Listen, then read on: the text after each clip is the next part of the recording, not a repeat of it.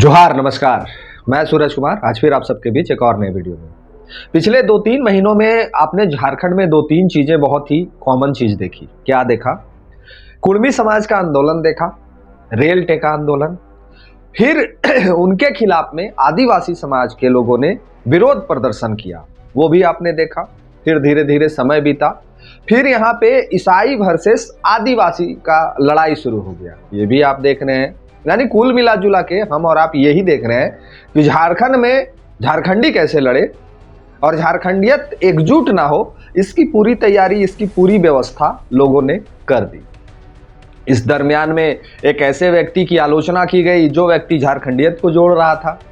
एक ऐसी व्यक्ति पर सवाल खड़ा किया गया, एक ऐसे व्यक्ति को जाति का टैग दे दिया गया जो व्यक्ति झारखंडी मुद्दों की बात कर रहा था।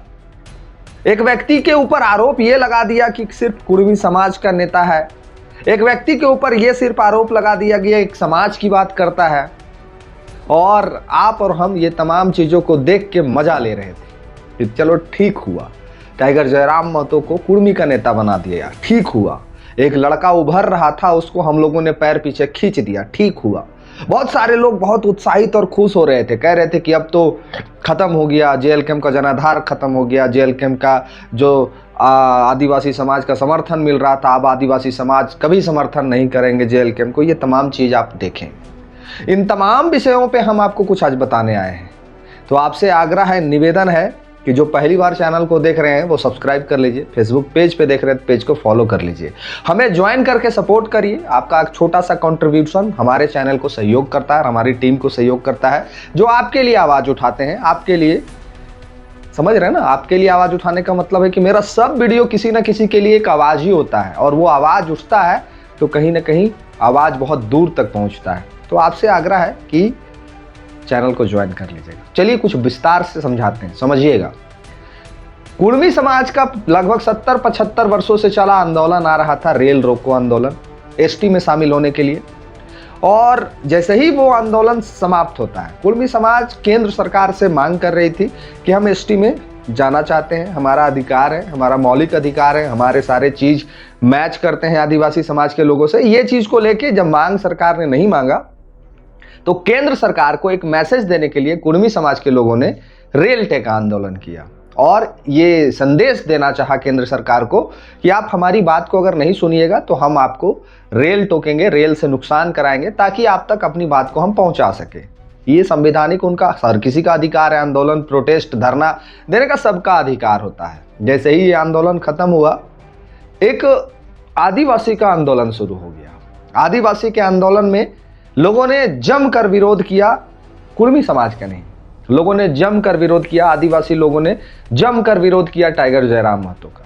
अब हम आदिवासी लोग कह रहे हैं, पूरा समुदाय आदिवासी का नहीं, लोग, कुछ लोग, आदिवासी के कुछ लोगों ने टाइगर जयराम महतो जी को टारगेट शुरू करना किया और भरपूर टारगेट किया। उनका पुतला दहन किया, उनको अभद्र भद्र भाषाएं लिखे गई, गाली दिया गया, हर वो चीज का जो नहीं बोलना चाहिए वो चीज बोला गया। उनको एक जाति का नेता बना दिया गया, उनको एक समुदाय का नेता बना दिया गया और कहा गया कि नहीं, ये व्यक्ति सिर्फ एक पार्टी की नहीं, एक जाति की बात करता है, ये सिर्फ कुर्मी समाज को लेकर चलता है।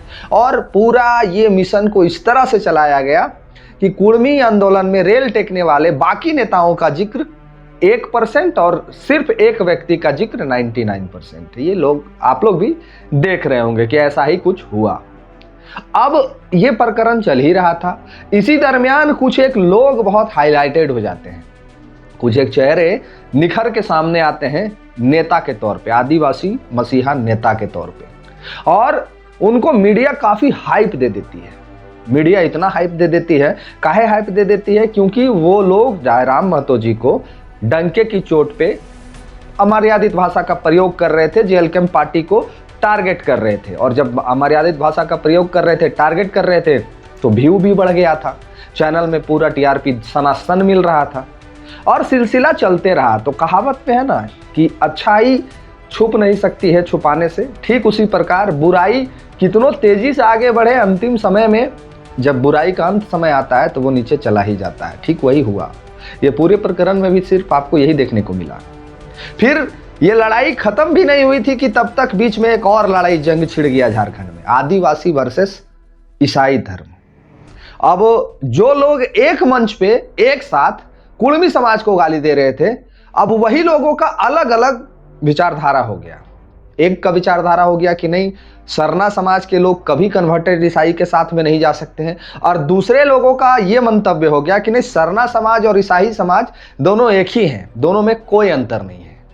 यानी कि जो एक साथ एक मंच पे कुर्मी समाज को गाली दे रहे थे, जो कुर्मी समाज का विरोध कर रहे थे, दूसरे मंच पे वो लोग एक दूसरे का भी समर्थन करना छोड़ दिए और बाद में ये कहने लगे कि आदिवासी के जो कन्वर्टेड ईसाई हैं वो उनका डिलिस्टिंग किया जाएगा, उनको संविधान से हटाया जाएगा कि नहीं जाएगा। ये कोर्ट और कानून का बात है, ये केंद्र सरकार की बात है, हम और आप इसमें हल्ला करके कुछ नहीं कर सकते हैं।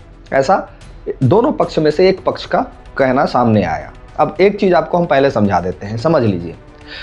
आदिवासी समाज के कॉलम में ये लिखा, हम अनुच्छेद नहीं जानते हैं, हम संविधान नहीं पढ़ के बैठे, हम कोई बहुत बड़ा ज्ञानी नहीं है, हम इसीलिए आपको सरल भाषा में चीजों को समझाने का प्रयास करते हैं।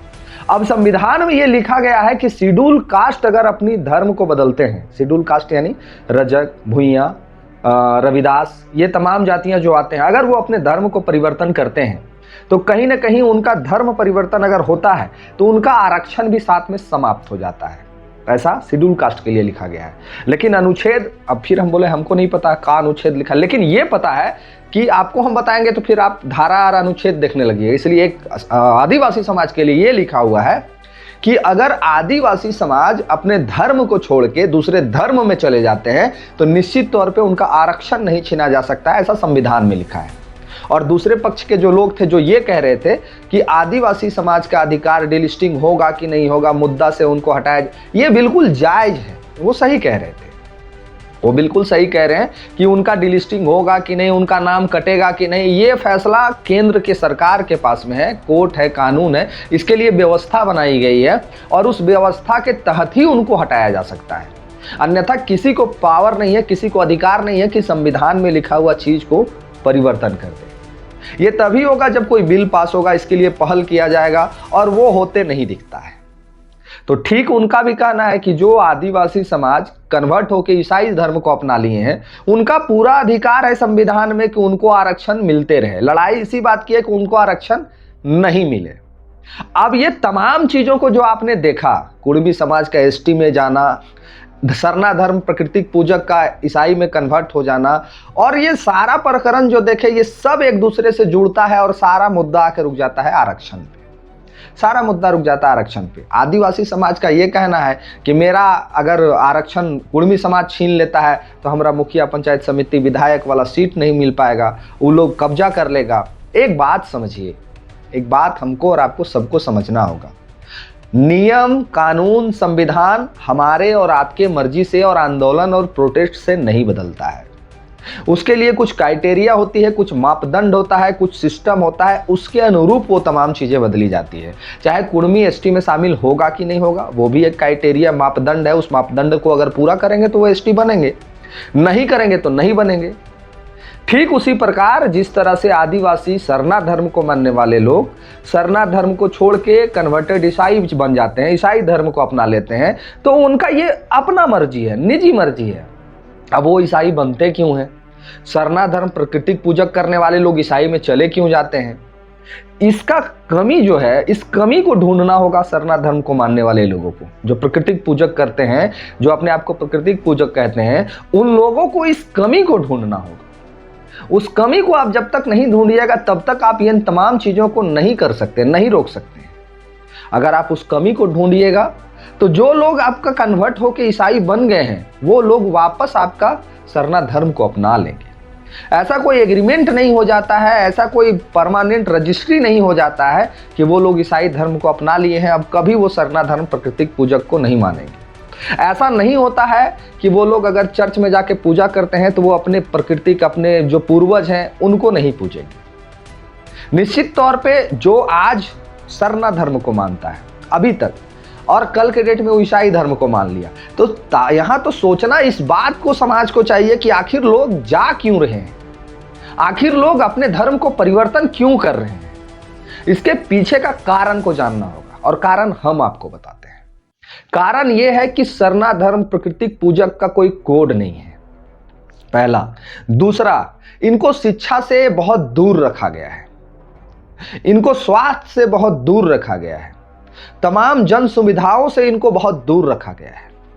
और वही चीज जब वो ईसाई में कन्वर्ट हो जाते हैं तो उनको वो तमाम चीजें दी जाती है। सबसे पहला और सबसे बड़ा और सबसे वरदान जो साबित होता है उनके लिए वो होता है शिक्षा। आप जितना यहाँ मिशनरी स्कूल देख रहे हैं, सब मिशनरी स्कूल का जो एजुकेशन होता है वो टॉप लेवल का होता है। हम भी और आप भी, और पूरे भारतवर्ष में नहीं, माने हर लोग का ये माने कि सोच होता है कि हमारा बेटा सेंट जेवियर में पढ़े, हमारा बेटा 7 डेज में पढ़े, हमारा बेटा फलाना स्कूल में पढ़े। सारे माँ बाप का ये सपना होता है कि हम एक ऐसे स्कूल में पढ़ाएं जहां मेरा बेटा पढ़ के अच्छा शिक्षा ग्रहण कर सके।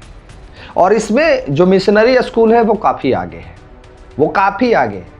तो आपको पहले सरना धर्म को मानने वाले जो प्राकृतिक पूजक हैं उनके लिए तो पहले एजुकेशन की व्यवस्था मजबूत करनी होगी, उनके लिए रोजगार की व्यवस्था मजबूत करनी होगी, उनको धरातल से उठा के एक अच्छे जीवन से जोड़ना होगा। लेकिन ऐसा नहीं होता है, ऐसा नहीं होता है। यहां लोग 5 किलो अनाज के लिए अपने धर्म को परिवर्तन कर लेते हैं, यहां लोग छोटी छोटी सी सुविधाओं के लिए अपने धर्म को परिवर्तन कर लेते हैं। यहां लोग हर वो चीज अगर उनको बताया जाता है कि हम आपके लिए ये कर देंगे मेरा ये कहना है कि अगर आपका समाज उतना मजबूत हो गया, आपका समाज को वो तमाम चीज आप देने में सक्षम हो गए, तो निश्चित तौर पे आपका समाज कभी नहीं आपको छोड़ के जाएगा, आपका धर्म को कभी नहीं छोड़ेगा। अब चिंता करने वाली बात यह है कि चंपाई सोरेन भी लिखते हैं कि हमारे धर्म से लोग परिवर्तन होकर दूसरे धर्म में जा रहे हैं। चंपाई सोरेन जी को सोचना चाहिए कि आपने पूरे जिंदगी अपने खत्म कर लिया, और जब पूरा जिंदगी आपका खत्म हो गया फिर भी आप इन चीजों को नहीं रोक पाए। अब समय आपका रिटायरमेंट का है और तब आप ज्ञान दे रहे हैं। ये चीजें आपको शुरू से ही रोकनी चाहिए थी, नहीं रोक पाए।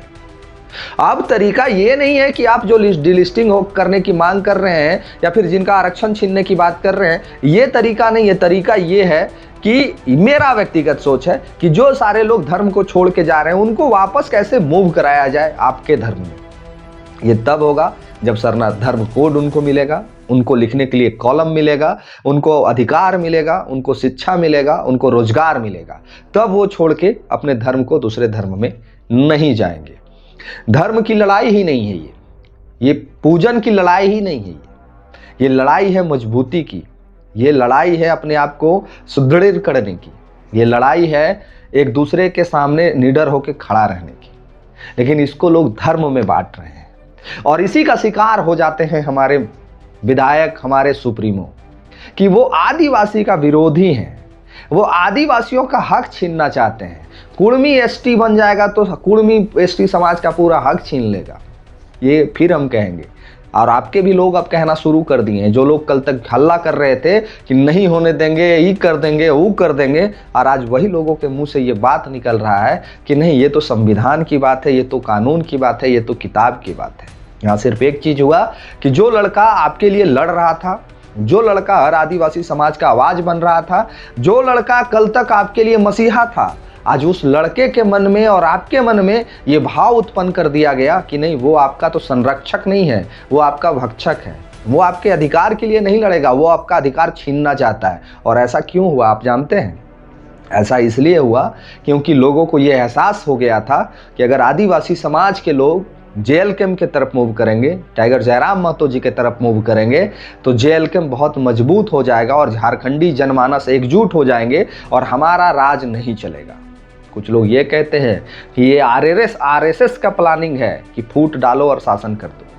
कह रहे हैं ना कि कुछ लोगों का ये प्लानिंग है कि हिंदू को मुस्लिम से लड़ाओ, आदिवासी को सिख से लड़ाओ, और आदिवासी को ईसाई से लड़ाओ, और आदिवासी ईसाई को मिला के कुर्मी से लड़ाओ, ताकि झारखंडी जनमानस आपस में ही एक दूसरे में बट जाए, ताकि झारखंडी जनमानस आपस में ही एक दूसरे के लिए काटा काटी करने पे उतारू हो जाए।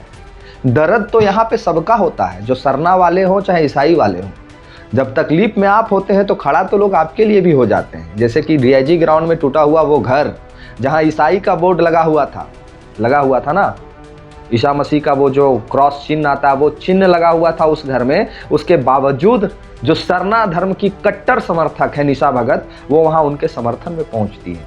तो तकलीफ तो मेरा ही परिवार है ना, मेरा ही लोग है ना, आज वो तकलीफ में है तो हम तो उनके लिए खड़ा होंगे ही।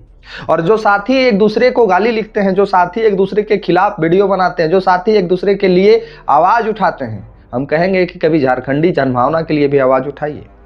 जाति धर्म से ऊपर उठ के कभी झारखंडियत की बात कर लीजिए। आज शोषण कुर्मी समाज एसटी का नहीं कर रहा है, आज शोषण क्रिश्चियन आदिवासी सरना का नहीं कर रहा है, आज शोषण इन तीनों का बाहरी लोग कर रहे हैं। आज जब तक ये लोग नहीं लड़ेंगे तब तक उनका घर नहीं चलेगा।